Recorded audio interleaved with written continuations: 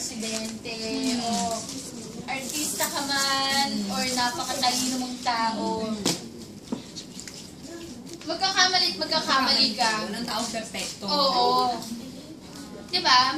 Walang taong perfect. Siguro yung mga nag-bash sa kanya, kayo na po yung perfect. Pero, Sila ang affected kasi nag-effort silang mag-bash. O, diba? oo, parang tsaka mga walang magawa. Pero, para sa akin, isa lang naman yun eh, di ba? And, hindi nawala yung pag-idolize ko sa kanya. Hindi naman porket nagkamali siya ng isang beses na wrong spelling lang siya.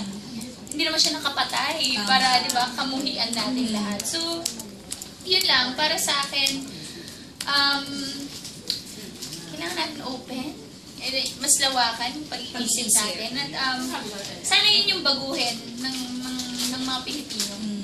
Yung wag isaradong pag-iisip. Wag masyadong maging perfect ang tingin nila sa sarili nila.